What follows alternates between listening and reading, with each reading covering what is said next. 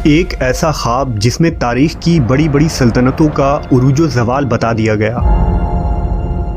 ये ख्वाब किसने और क्यों देखा था, इसकी सही ताबीर क्या थी और ताबीर बताने वाले शख्स को शेर के सामने क्यों डाल दिया गया। आज हम इस वीडियो में हज़रत दानियाल अलैहिस्सलाम का मुकम्मल वाक़या पेश करेंगे।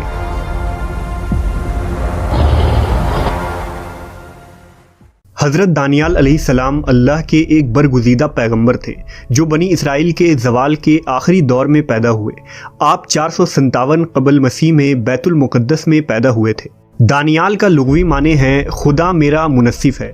हज़रत दानियाल के वालिदैन के मुतालिक अहदनामा क़दीम और जदीद दोनों में कोई जानकारी मौजूद नहीं है, लेकिन बाज़ मुहक्किकीन ने लिखा कि आप यहूदा के नस्ल से थे जो बनी इसराइल का एक आला मर्तबे वाला ख़ानदान था। जब दानियाल अलैहिस्सलाम जवान हुए तो ये बनी इसराइल का बदतरीन ज़माना था। लोग बदआमालियों, जुल्म, ज़नाकारी और तरह तरह के बुराइयों में मुब्तला थे और अल्लाह के नाफरमान हो चुके थे। लिहाजा अल्लाह का अज़ाब बनी इसराइल पर बुख्त नसर बादशाह की शक्ल में कहर बनकर नाजिल हुआ। बादशाह बुख्त नसर उस वक्त बाबिल का एक जालिम बादशाह था। उसने यहूदा रियासत पर हमला कर दिया और यहूदियों के मुक़द्दस इबादत खाना हैकल सुलेमानी को नेस्तो नाबूद कर डाला।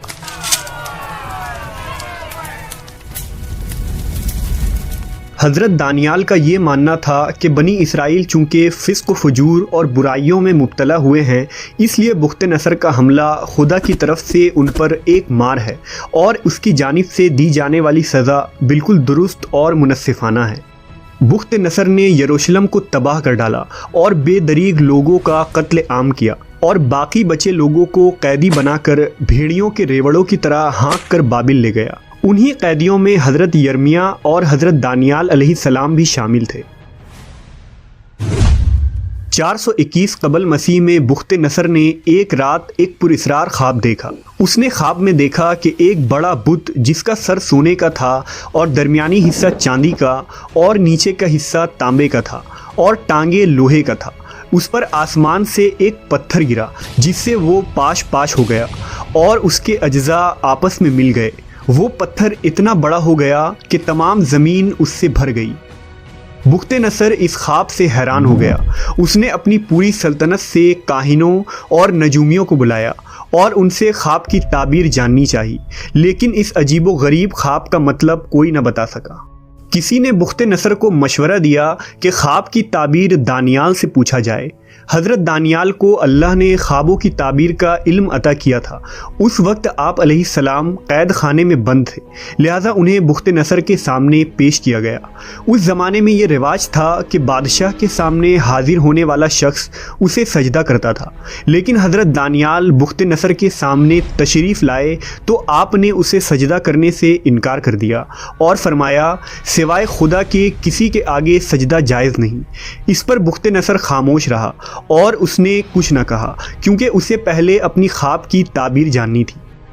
जब उसने अपना ख्वाब बयान किया तो इसका ख्वाब सुनकर आप अलैहिस्सलाम ने फरमाया, उस बुत में जो तूने सोने का सर देखा वो तू ही है और तेरे बाद एक और सल्तनत बर्पा होगी जो तुझसे छोटी होगी और उसके बाद एक और सल्तनत तांबे की जो तमाम ज़मीन पर हुकूमत करेगी और चौथी सल्तनत लोहे की तरह मजबूत होगी। और जो तूने देखा कि उसके पाँव और उंगलियां कुछ तो कुम्हार की मिट्टी की और कुछ लोहे की थीं, सो इस सल्तनत में तफर्रका होगा और उन बादशाहों के अयाम में आसमान का खुदा एक सल्तनत बर्पा करेगा जो हमेशा कायम रहेगी और उसकी हुकूमत किसी दूसरी कौम के हवाले न की जाएगी। फिर हज़रत दानियाल ने फरमाया, जल्द ही तेरे हुकूमत का ख़ात्मा होगा और दूसरे अक़वाम यानी फ़ारिस, रोमी और यूनानी गालिब आ जाएंगे। हज़रत दानियाल अलैहिस्सलाम की काबिलियत देखकर बादशाह बुख्त नसर ने उनको दरबार में नौकरी बख्शी। बादशाह उनकी अक्लमंदी और जहानत से मुतासिर हो गया। सहीफ़ा दानियाल के मुताबिक हज़रत दानियाल जवान आदमी थे, खूबसूरत और हर चीज़ सीखने की सलाहियत रखते थे। उनकी समझ बूझ और हिकमत की वजह से उनको दरबार में जगह मिल गई और बादशाह बुख्त नसर जब भी कोई सवाल करता तो हज़रत दानियाल काहिनों और दरबारियों से ज़्यादा मुदल्लिल और बेहतरीन जवाब देते थे। हज़रत दानियाल ने बाबिल में क़याम के दौरान कभी गैर हलाल खाना नहीं खाया। आप सादा ग़िज़ाओं और पानी पर गुज़र बसर किया करते थे, लेकिन अल्लाह ने इन हलाल ग़िज़ाओं में ही इतनी बरकत अता की कि आप बाबिली लोगों से ज़्यादा सेहतमंद नज़र आते थे। हज़रत दानियाल हर वक्त अपने परवरदिगार की इबादत में मशगूल रहते और रोज़ 3 बार बैतुल मुक़द्दस के जानिब रुख करके अपने खुदा की बुजुर्गी और बड़ाई बयान करते थे। 410 कबल मसीह में बुख्त नसर को फिर से परेशान कर देने वाले ख्वाब रोज़ आने लगे।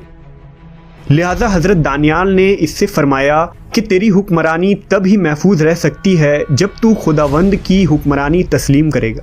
हज़रत दानियाल ने उसे नसीहत की कि इस सूरत हाल से बचने के लिए गरीब बंदों पर अपने ख़जानों का रुख खोल दे, भूखों और मोहताजों की मदद कर, फिर शायद खुदावंद तुझ पर अपना रहम कर दे।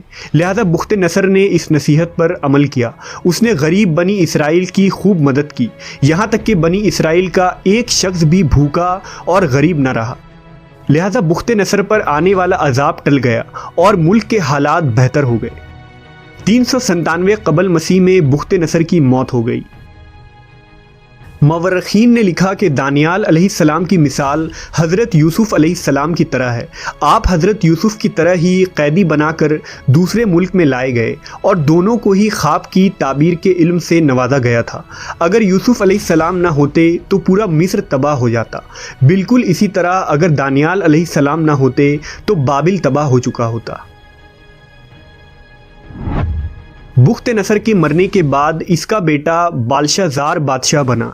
ये इंतहाई नालायक और अय्याश बादशाह था।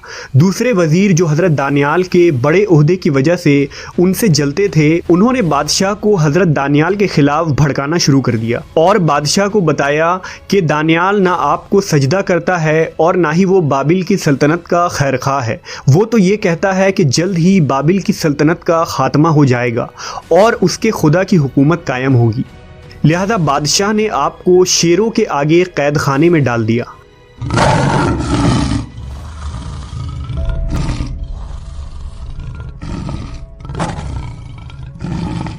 जब हज़रत दानियाल अलैहिस्सलाम ने शेर के सामने खुद को बेबस पाया तो आवाज़ लगाई कि ए खुदावंद, मैं मदद मांगता हूँ, जिसके आगे ये शेर भी अपना सर झुका देते हैं।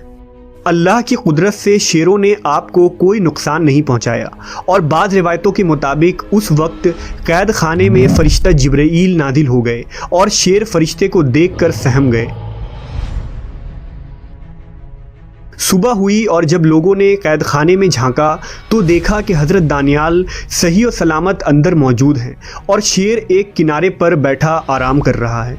अब लोग समझ गए कि आप एक नेक और बरगुज़ीदा शख्सियत हैं, लेकिन अब वक्त गुजर चुका था और खुदा का अजाब करीब था। बाबिल पर फारिस का बादशाह साइरस ने हमला कर दिया और बुख्त नसर ख़ानदान की हुकूमत का ख़ात्मा हो गया। उसने हज़रत दानियाल को कैद खाने से आज़ाद करवाया और उन्हें इज़्ज़त और एहतराम के साथ अपने दरबार में वज़ीर मुकर्रर किया। ये अजीम और खुदा तरस बादशाह, जिसे तारीख़ में साइरस आज़म के नाम से जाना जाता है, कुरान मजीद में ज़ुल्क़रनैन के नाम से आपका ज़िक्र मौजूद है। हज़रत दानियाल ने ख्वाब की जो ताबीर बताई वो बाद में पूरी हुई। ख्वाब में आने वाले उस बुत के सोने के सर से मुराद पहली ममलकत यानी बाबिल की सल्तनत है। दूसरी ममलकत चांदी का सीना यानी फारिस की सल्तनत थी, जो कि बाबिली सल्तनत के बाद कायम हुई। तीसरी सल्तनत तांबे की राने यानी यूनान की सल्तनत थी, जिसने सिकंदर यूनानी के बादशाहत के दौर में सल्तनत फारिस को रोंद डाला था। और कुछ लोहे और कुछ मिट्टी की टांगे यानी चौथी ममलकत सल्तनत रोमा यानी रोमन एम्पायर थी, जो कि बाद अज़ा 2 हिस्से में बट गई। एक मशरिकी सल्तनत जिसका पाया तख्त कुस्तुनतुनिया था और दूसरी मगरिबी सल्तनत जिसका पाया तख्त इटली था। यहूद और नसारा में से कोई इस पर ज़रा भी शक नहीं करते कि इन चारों सल्तनतों के ज़वाल के बाद एक सबसे बड़ी हुकूमत कायम होनी थी, जो आसमान के खुदा की हुकूमत होगी और इन सबसे बड़ी, अजीम और दुनिया में इंसाफ कायम करने वाली होगी। अहले किताब हज़रत ईसा अलैहिस्सलाम के बाद बड़ी बेसब्री से उस अजीम खुदाई सल्तनत का इंतज़ार कर रहे थे। वो यकीनी तौर पर जानते थे कि ये सल्तनत आखिरी नबी के हाथों कायम होगी, जिसे वो अरकून यानी अमन का बादशाह कहते थे। आखिरकार अरब के सरजमीन पर नबी बरहक हज़रत मोहम्मद सल्लल्लाहु अलैहि वसल्लम की बासत हुई और खुदाई ममलकत कायम हो गई। तमाम बुत परस्त तहजीब और सल्तनतों को आप सल्लल्लाहु अलैहि वसल्लम के कदमों के नीचे रौंद दी गई और इस्लाम ज़मीन में हर सिमत बढ़ता चला गया। लेकिन इस पाँचवीं सल्तनत की तफसीर पर अहले किताब ने इख्तिलाफ़ किया और इसकी तावील कर डाली, क्योंकि इसे कायम करने वाला नबी बनी इसराइल में से नहीं बल्कि बनी इस्माइल में आ गया।